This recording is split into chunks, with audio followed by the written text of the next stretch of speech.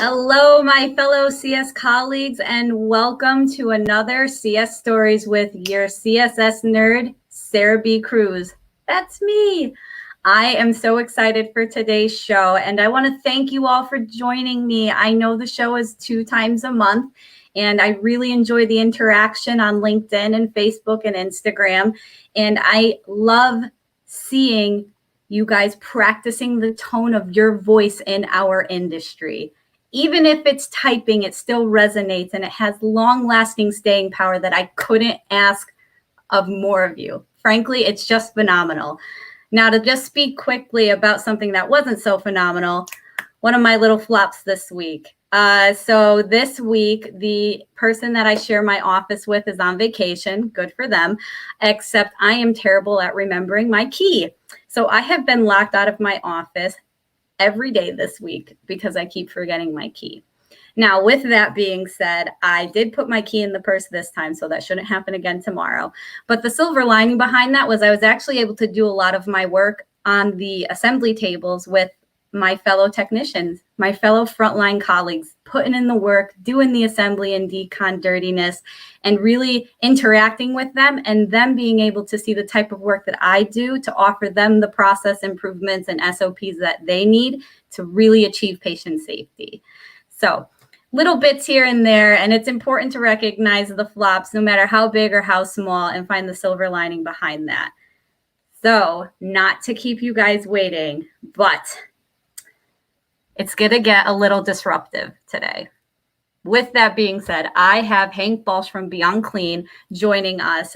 And if you don't know who Beyond Clean is or Hank Balch is, you got to get out of your PPEs, come out of decon, and hang out in the department a little bit longer, because between all the podcasts he's helped create, the free CEs on his virtual conferences that have really grown and accommodated us, especially during COVID, when all the interaction of face-to-face stopped. Beyond Clean really showed up for us in a virtual way for our continuing education.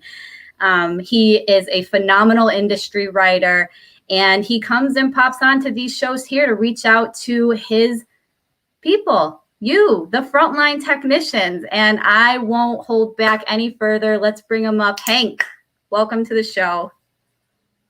Hey, Sarah, it's good to have Tommy. It's good to be here. Thank you for having me. I know it's different being in that seat, right? Yeah, good. I'm so used to welcoming the guests to my show. Yeah. So good to be here, though. I mean, and you have at least 4 of them that you've helped, yeah? Yeah. We just launched our 4th one, transmission control, in June, and back in January we launched an OR-facing podcast called First Case, and then in March we launched a supply chain-facing podcast called Power Supply. So between those 4 and everything else that's going on, I'm a little busy these days, but it's been good. Yeah, and talk about perioperative rapport building. That's what's up, the trifecta, right? Right. Nice job, man. And, Yeah, and speaking of how busy you are, thank you again for coming on our little spot here on CS Stories to share some of your professional pivots and advice. I remember joining you on Beyond Clean about 1.5 years ago, right. And it was my first podcast ever. And I still listen to Beyond Clean when I get ready in the morning. It's just a really nice way to get my CEs passively. Well, passively because I'm listening. Right. But I think I like that format of the CEs the most because it's current. So a lot of the times you see continuing education that is, well, it's about the same stuff we keep hearing about. You know, I want to hear about the endoscopes that are failing reprocessing and facilities that are closing. And I want to have the tough conversations that you host on your shows. So I truly believe that serves on such a great platform. So I love that you're doing that all over the place. I mean, that's what it's all about. And I have said this on our show, and I've said this on some other shows, that it's encouraging to see more and more conversations happening, because obviously on our side, we can only talk to so many people ourselves, and we can only talk to them so often, but there's endless amounts of stories and insights out there to be shared and discussed. And so it has been a really it's changed very quickly, right? Since 2017, when we launched our show, to where it is now, and all the podcasts and all of the virtual opportunities for engagement. So yeah, it's been fun to kind of get a front row seat at. Yeah, definitely. And speaking of stories, we got to know. Here it comes, the big question. The whole reason I'm here, right? Right. Well, yes, no. Hank, please regale myself and our fellow CS colleagues with your professional flop. Right. Yeah. So my flop is kind of interesting in that it was a very public flop. There may not be any bigger flop to make in terms of all eyes and ears on your flop than to do it on the national stage or international stage. But before I get to what the flop is, let me just give a little bit of background. Oh, the suspense. Yeah, right. I want to make you hold off a little bit more. I started my sterile processing career in 2009 as a technician. I was, like a lot of folks, had no intention whatsoever of creating a career out of sterile processing. I just needed a job to get me through college. And so I was a second shifter. I think I even said this on the podcast we interviewed you for. So I will always be a second shifter at heart, even though I haven't worked that shift for years now. And I was in the department for about 3 years, 4 years. And then I finally got the long-term bug. Like, I enjoyed it before I'd gotten my certifications, and I felt like it was a fun opportunity, but it didn't really lock in until about that 4-year mark. Okay. From that point, I got a couple of roles: instrument coordinator. I was a very short-term supervisor. And then in 2013, I got my opportunity to apply for a manager position, and I got that role. And that was really the beginning of a whole nother phase of my career. And that started with content, right? So I started writing substantially through LinkedIn. And to remind folks, back in 2013, like, LinkedIn was a different world.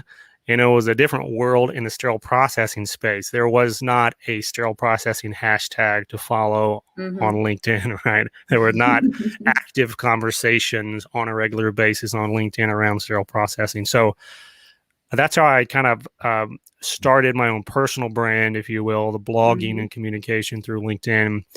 At the same time, though, I realized the big need for local and regional networking in the area that we lived, which was Kentucky, Southern Indiana.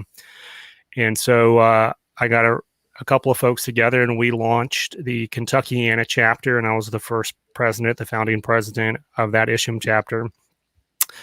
I forget what year that was. It might have been 2013, 2014. And I got a taste of what it felt like, to lead a little bit at the local level, right? So, like, I'd already been a manager, already used to leading teams, but I really felt like there was a tremendous need to encourage folks to cast a vision that's bigger than ourselves. And we began doing that at the chapter in Kentucky. To fast forward a little bit, because I need to get to the flop piece. No. I moved to Texas, and shortly thereafter, there was not a local chapter there of ISHM in South Texas. I helped launch and was the founding president for the second ISHM chapter in South Texas. So, to my knowledge, I think I'm the only person who's ever launched 2 ISHM chapters. If not, like, maybe there's somebody else out there, but if not, we'll meet them now. One of the few, right? Yeah. Please comment below. In that, I got addicted to seeing networking happen, right? So I'd done it in Kentucky, done it in Texas, really saw the value of bringing folks together, bringing education in. That was my thing. Well, in the in-between of taking that manager and president in Kentucky to launching the chapter in Texas, I got nominated to run for the national presidency for Isham, and this Mm. would have been the end of 2016, in the year of 2017 when the elections and everything were held. So I took that nomination, accepted. I ran a very hard campaign and a very disruptive campaign, which we'll probably talk about a little bit more in a moment. But I ended up losing that campaign in a runoff, which I don't know if there's ever been another runoff in Isham history either. And it was kind of a complicated one as well. So yeah, I was on a particular trajectory. It was going very very fast and very quick in terms of career growth, both personally but also professionally. And then it all ended at the summer of 2017, obviously, when I didn't get the job. Hank, my heart, my CSS nerd heart. But, I think that that's not only vulnerable, but that's a really great example of honest assessment and owning yourself in your moment. And we're definitely going to dive more into that aspect after our first break. Hang tight, guys. We'll go into it more, all right? There's plenty of good stuff coming up.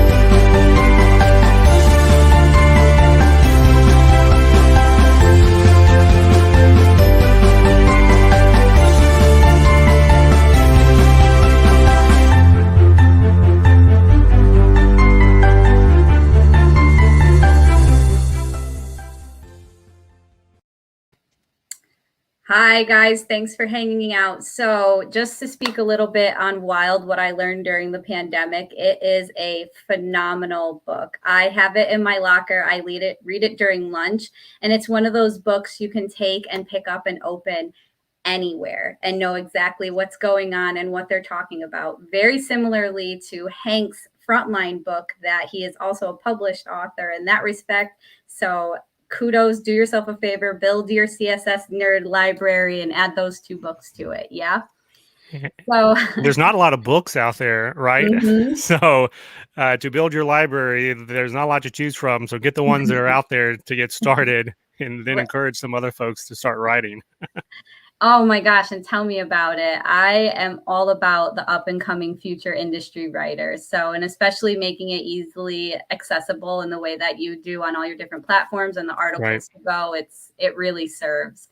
And I have to be transparent when I tell you that when I first started in sterile processing, I had maybe a year under my belt as CBSPD certified when you were running for that position. So I had actually just made my LinkedIn during that time. Okay. And so that was actually my first real big impression out of school of sterile processing. Because like you said, there wasn't a lot, there was no hashtag, there wasn't anybody to talk about sterile processing with. And half the people, like, I'm pretty sure my family still doesn't really know what I do. Okay. And like, my dad's my biggest fan, but even he's just like, yeah, you're awesome, Sarah. So it's like, but with that being said, I think that if you feel comfortable going forward, just talking a little bit more about some of the tribulations you faced during that moment. What were some of your aha moments that led to how this flop turned into a silver lining? Like, what kept you going afterwards? I mean, I'm a pretty tough guy, right? And I'm public about that on like social media, and there's a lot of folks that are very encouraging in social media, inspirational. I'm not that kind of guy, right? But I will say it was a very tough time personally and emotionally, because here I am, very passionate, like very new voice in the industry, have already had a lot of success again early in my career. Like in 2016, the department that I was the director of at that time had won the Healthcare Purchasing News Department of the Year award. In 2015, we're on the front page of OSHA magazine for the Triple Crown certification program that we started, and I coined that phrase, right? So like all of that had happened before this election. And then I get into the election and I start talking about my platform, the central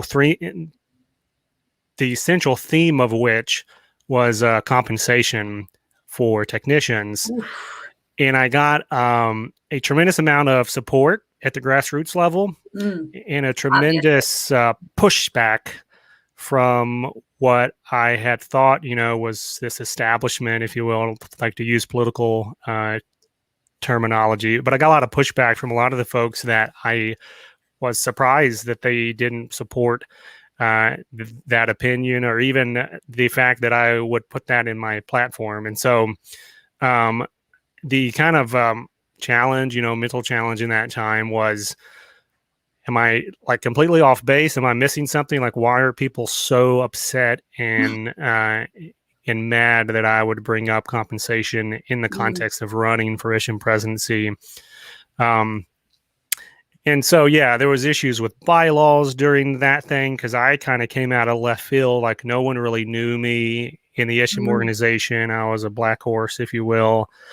And so folks were like, who is this guy and what is he, like, what does he want to do with the organization was kind of the question, I think. And it's funny, like we were talking before the interview began, like one of the guys that was one of the most vocal against my candidacy was Dave DeGrossi, who I know ended up being one of your mentors and actually now is one of my close friends. But in that season of just all the angst and the disruption of an organization and of a process and of a mission, and I wanted to insert the conversation around compensation, like Dave kind of got wrapped up in that flurry as well. But in walking away from it, right? So I lost the election again in that kind of second election because they had to rerun it because they didn't follow the bylaws, etc.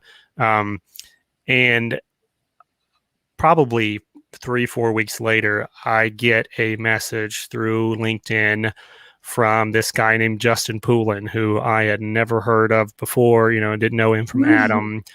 And he sends this random message through LinkedIn and says, "Hey, Hank, one of my friends told me that I should follow you for like sterile processing content. And I've done podcasting in the past. Like he had done like a Boston Celtics podcast, he said. And he asked me, have you ever considered doing a podcast about sterile processing?" Now, keep in mind, this was right on the tail end of all my energy and all my focus and my goal that I thought to accomplish like big things in the industry, right, was to be the president of ISHM. It totally got slapped down. And now this opportunity comes out and says, "Hey, do you want to do a podcast?" And I was like, like I thought about doing that. It sounds like a lot of work. Probably wouldn't want to do it myself. And then can we here we pause go. right there? Yeah, really sure. Go ahead. Just because I really want to unpack a lot of the stuff that you just said. I think it's so intriguing that it's not that it's nonchalant, but it just goes to show how much you've looked at what's happened and how you've moved around it to really feed yourself in the way that you're delivering this message. And so in that moment, you were stuck, frustrated, feeling stagnant. You just had this whole goal that you had been working for. And despite it being the ISHM presidency or whatnot, it was a goal you were working towards nonetheless that you really wanted to get, and you didn't achieve that. Right. And, it's so funny how what we think we want can often lead to the next step. And you wanted to make an influence, and then there was just another door opening. And I can really appreciate the different aspects, especially with the ISHM aspect of membership versus nonprofit versus, mirroring Amy and Orrin. And so there's just so much to unpack with that. And it's like, but nonetheless, Right. You took that phone call. Yeah. Nevertheless, I persisted, and this is Yes. this is an important point here. To answer that kind of question is, um, even though the goal was removed, Tara maybe say the destination was removed, the goal has never changed. Yes. And even in the launch of Beyond Clean that we'll talk about, probably here later, I made it a point at the very beginning of that to say we're going to continue this compensation conversation here, because if we can't have it there, we're going to have it here. And in Isham's defense, right? Like I don't harbor any ill will. It was just a bad time. There's a lot of people who are doing bad behavior, right? And I think we've all kind of grown from that and understood the areas that we should have done differently on both sides. But keep in mind, like I have all 4 Isham certifications. I was a 2-time Isham founder and president, and I was still an Isham president in San Antonio at the time that I lost that election. And I was not about to turn my back, and I still haven't on Isham. Like all of our events through Beyond Clean, all the podcasts is all done through Isham. It's all approved for CEs through Isham. All of that is very collaborative in nature. But I did find out that it's wise, and this is a word out there for everybody listening, tuning in saying, I don't want to flop like that, or I don't want to waste all my time and energy doing something that could be shut in my face. What's important to keep in mind is the way that I recovered so quickly. I was insulated because I was already a social media presence. And that was one of the most powerful things in that whole situation is they could control what was published in a magazine. They could control what came out like through their official channels, but they could not control what I put on my LinkedIn following or what we would eventually put on the podcast and everything else. And so I advise and encourage everybody out there listening to insulate yourself and own your own network. Create your own following so that you can speak directly to the people who want to hear what you have to say, outside of anybody else saying, yeah, I approve that message or I don't approve that message. And that's not a knock at Isham. That's a knock at anybody to depend on somebody else for publishing your views. Yeah, and I think that really resonates in a way that as we carve out the space, the dual versus dual, UA versus UE. Okay, so it's not CBSPD versus Isham. It's not Isham versus Beyond Clean. It's not SIPS versus Moab. It's none listen of that, to this. Well, right? it's not even like the certification versus certifications, and we bring this up all the time. There's all kinds of professionals in our industry doing the job today that are not certified, right? So what about that third group who needs education, who needs networking, who needs inspiration just as much as their certified peers? Like there is so much opportunity to still educate and engage folks outside of one organization or another. Yeah, completely agree. And that's why it's the dual versus dual. We have to have the different spaces to help pass laws, to help make industry presence, to help make our professional impact even more impactful within the healthcare industry. We're going to unpack that a little bit more right after this.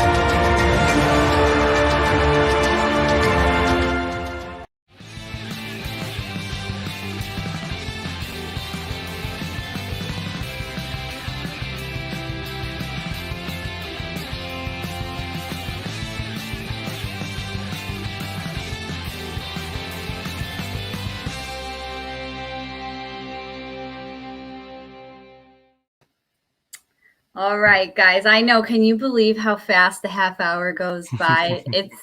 I love it. It just goes to show the impactfulness and the integrity check going on in this type of conversation. And as we round out our half hour, I want to make sure we leave time for anybody that has questions, because this is not an A and B conversation. So like we're talking about seeing your way in, make sure you leave a comment. And if you guys wanted to ask Hank anything, we'll throw it up on the screen. And as we start to generate some of those questions, Hank, although I very much enjoyed hearing the scandal and tea behind your professional flop, as I do with all really good flops. Yes, a scandal, right? It's steaming up my like PPE shield. Okay, so, but I digress. I think the biggest message to take away is that there was something really important in the fact that you kept moving, and that the goal didn't change. You know, the way you got there is what really changed. And I think that's the biggest part with CS stories, is that we often see people set a goal and then get their goal. But what happens when you set the goal and your finish line looks a little different? Maybe it's not black and white checkered. Maybe it's blue and pink, right? So, or dare I say black and red in this case. So, with that being said, do you have any parting, don't forget your goals and how to professionally pivot that might come out of some of these questions we're going to field? Yeah, the two things I'll say real quick is, if you're a part of any membership organization, and this was my biggest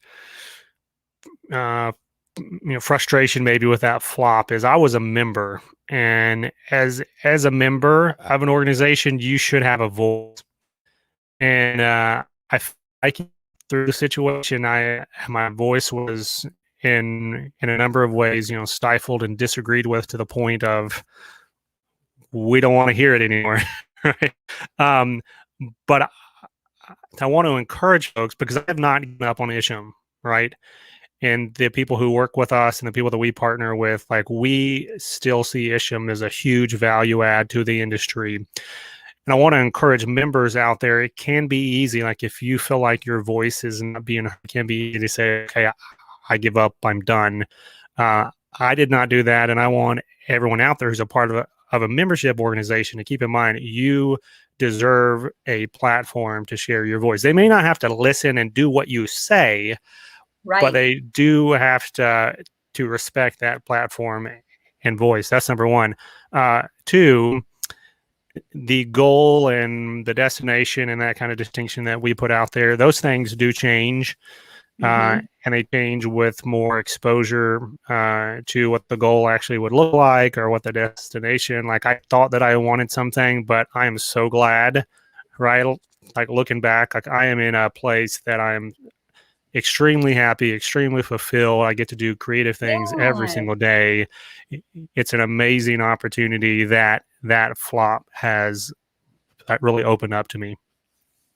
And I think that is so awesome. And there's something so humbling in itself, being a sterile processing technician. The fact that our patients will never meet us or even know we exist until we're doing something wrong. And we're present in every single room more than a doctor is. My Alice could be in a total knee while my Coker is in a total hip case. And meanwhile, the total shoulder is going and they're using my deltoid retractor.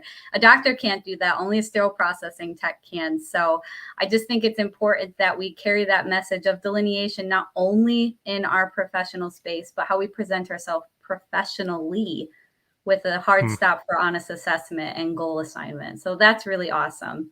So let's take a look at Becky Pep's post from Facebook. Again, if you guys want to share a question or a comment, we are reaching the 30-minute mark, but Hank's already heard this joke, but we're malleable like a ribbon retractor here on CS Stories. I'm sorry, Hank. Listen, this is where I'm at. Okay, so I digress. So feel free to shoot some questions up. We don't mind going a little bit longer, especially if it's serving our fellow CS colleagues, our frontline technicians. So Becky is wondering, how did you absorb the shock from the upper industry's reaction to your need for more money, or our need for more money? Yeah, so I mentioned one, I never gave up, right? So part of the shock was, oh, they don't want to hear that. Well, the other shock is, so what? I'm going to keep talking about it if they want to listen or not. And when I say they, like I'm not talking about any particular Correct. individuals, right? It was just that pushback.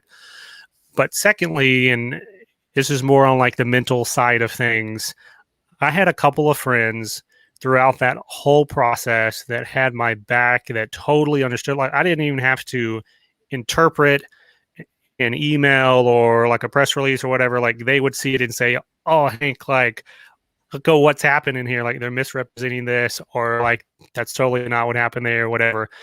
And that's so critical to have folks who get your vision and understand the why behind it. Because again, I was out of left field. No one really knew what my angle was. What am I trying to do? Am I trying to blow up the organization or whatever? But my friends did. Like they knew who I was. They knew the passion I had, and they really knew what that end goal was supposed to be to really improve the industry. And that is so fundamental. So get some friends in the industry, right? I'm not talking about like friends and family, like on the weekend kind of thing. Like get some folks in SBD who know you, know what you want to accomplish. And even if they can't like help you do it, they can help get you through the hard times that will come and keep pushing you back and say, no, you're completely on the right path. Keep on down the direction. We got your back. Yeah, I think it's important to find your people when you sit in that space. You know, CSS nerds are better in groups. All right. Like we can get nerdy by ourselves, but it's better when we can all jam out and speak the same language and someone Right. gets it without a dictionary. So there's Right. definitely something to be said in that way. Becky was also wondering if you had to pick one resource for leadership in sterile processing to follow and use daily, which would you pick? Ooh, okay. I can't wait. Yeah. So the contrarian that I am, I'm going to encourage Contrarian. you to pick a resource outside of sterile processing. I'm not even going to tell you which one. And the reason being, it's very easy in our because so later. Like we mentioned earlier, there's only a couple of popular books that have been published. Everything else is like a textbook or standard or magazine article, right? But there's so few if you really drill down to how many authors are out there and how many places actually publish books. Like you got Amy, you got Isham, you got some CBSPD resources, and then you've got a couple of magazines out there. Plus now you got all the blogs and all the other content coming out, right? But even that is such a small corner of the universe in general, but also the healthcare universe and then medical device universe. And then like the science and microbiology universe, like you just carve it down. Like you're in such a small corner if you're only consuming cell processing resources. So I encourage folks to find something else out there. Like if it's another podcast, like I used to listen to this podcast called 100% Invisible. And it was like an architecture podcast, design, and everything else. And so many concepts and ideas came out of that random piece of content and resource that I could bring into my department or the way that I led. One time, like we did a book study on Good to Great in like among our leadership team, and that's a business book. Didn't have anything to do with sterile processing, but I brought it in because it would help us think outside the box. So I would say those kind of things. Yeah, and I personally enjoy Gary Vee, and I know you enjoy his experience as well. Oh my God, talk about fast speaking podcast. Woo, man, those Yeah, bites he's hit. I Oh, mean, he's not a New Yorker, I guess, but you know, he yeah, has huh? to soak in some of that. Yeah, man. And like me personally, I enjoy listening to Marie Forleo, Mhm. Jasmine Starr, Amy Porterfield. Those are all people that don't work in the sterile processing space. And just to take a look at the PRETREAT CSS team, the people that help me deliver my why in the same way, none of them work in sterile processing, but they believe in the message that PRETREAT CSS tries to encourage. You know, in the same way that the Knowledge and Nonsense Network makes sure they show up to deliver nuts and bolts information for you to decide what's actually happening in your space. So I couldn't agree more with that statement. And then just for the last one to round out, on the side of the flop, do you believe your flop being visible created more growth and focus in your endeavors? It was more embarrassing. It was Yeah. We talked about that, but it must have helped in some way. Yeah. It I think the visibility part, going back to maybe one of the previous answers, helps to insulate the Right. depth of the flop, right? So like it was, if I wouldn't have had any other outlet to turn to with my passion or like with my goals, like if I would have got shut down and that was it, like where else do I go? Because I've been told no here. That would have been very hard. The fact that I already had a built-in network, I already had a platform and outlet to communicate ideas and continue that conversation, that helped substantially. I will say, if you, I'm gonna mess up this quote, but like Winston Churchill is supposed to have said that if you don't have any enemies, it means that you've never stood up for anything in your life. And I won't say that I have industry enemies, but I had a lot of people who were on the other side of that coin and very adamant about their stance, that compensation has no part in the mission of Isham. And it has taken, even to this day, to win those folks back, to convince them that, hey, I'm in a better place now than I would have been. I'm actually happy that those things happen. Let's be friends again. So that part, like that visibility of it has just made it, I think, that much harder, because like if you flop in private or like in a small group, there's not that many people that remember the flop. But like when a whole industry saw it up close and a whole industry remembers it, it takes a long time to dig out of that. Yeah, no, definitely. But I think that's also, oh my God. So really quick, Atomic Habits is an awesome book. Talk about actionable Marie, steps. yeah. Oh my God. Atomic Habits. Oh, so good. But I think that's what CS Stories is, what it's all about, right? Hank, too many people ascribe to the end goal that they can't appreciate all the nonsense that comes with gaining the knowledge. Right. And unfortunately, sometimes the knowledge isn't always wrapped up with a pretty bow. It's riddled in the wall of comments and angry faces on the comments. Right. So, and I think just remember that people are more complex than what you see in a magazine or what you happen to have like read from them one time. Like people are deep. They can change their minds. Yes. And we got to give each other grace, or it's just not going to be a pretty world to live in. That's right. We don't owe our past professional selves anything. We don't have to ascribe to the professional that we used to be. We can always move forward to a new type of presentation at any point in time. I'm so excited. This was so awesome. I loved being in the asking seat, and thank you so much for being in the answering seat. I really appreciate it. And, if you guys have more questions for Hank, feel free to interact with us on LinkedIn. That's our preferred platform. PRETREAT CSS is also available on Instagram and Facebook, and Beyond Clean is everywhere at Beyond Clean. So if you just type that in, or hashtag We Fight Dirty, it's coming up everywhere. Like on YouTube, you still have to search PRETREAT CSS. I don't have that name yet because I don't have enough followers. Okay. But we'll get there, creating that space, right, That's Hank? right. That's right. So with that being said, thank you guys so much for joining us tonight. On our next episode, we're going to have the lovely gentleman named Derek Jones joining us, who transitions from sterile processing to mental health recovery to individuals in our profession back to sterile processing. Talk about professional development. I can't wait to see you guys all there. You're the real MVPs.